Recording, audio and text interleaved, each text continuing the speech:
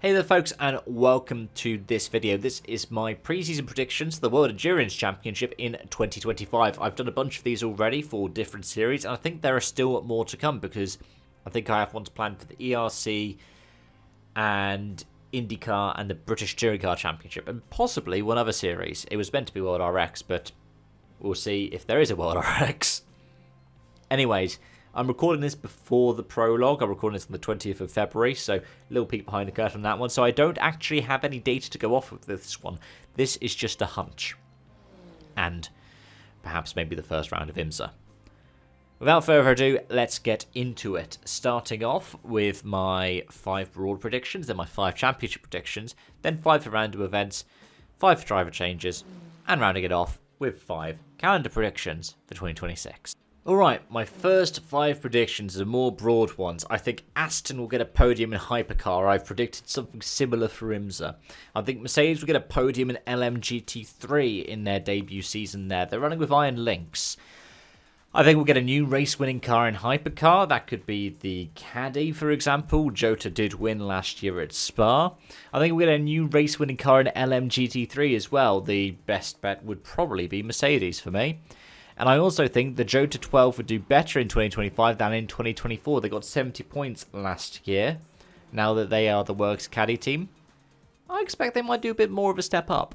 Next up, I think Toyota will win at least one of the championships and keep that run going. I think Ferrari will win a title either in LMGT3 or Hypercar, but not both. And I think Porsche will win a title in either LMGT3 or Hypercar, but not both.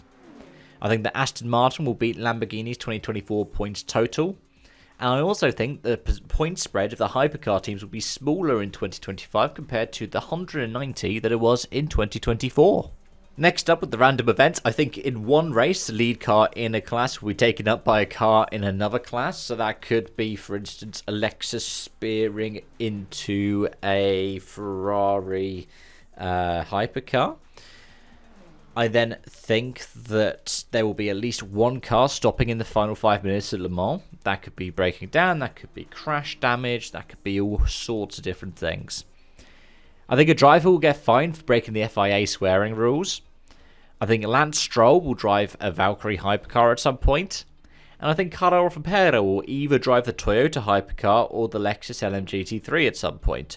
Both of them are rumoured to be looking at a future outside of the sports they currently compete in, so I think WEC is the most likely for both of them. Carlo haven't had experience with the Porsche Cup last 12 months or so, and Lance Stroll, well, it's been rumoured a while that he might go over to WEC when he has unfortunately not realised the future world champion moniker that many fans have attributed to him. Next up, my team and driver predictions.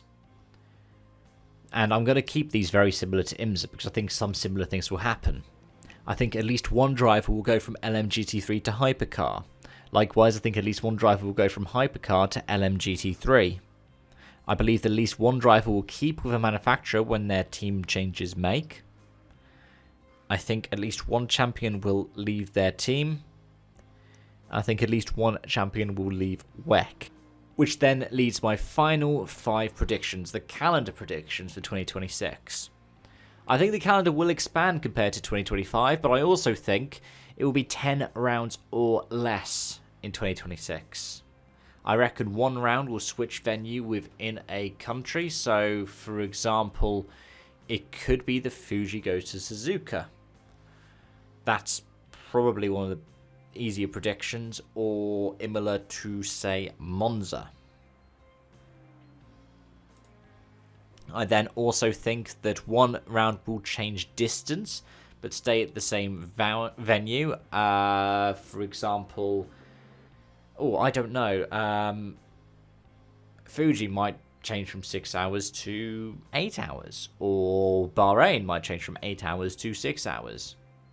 Or Qatar might drop the 1812 moniker and just have a time measurement.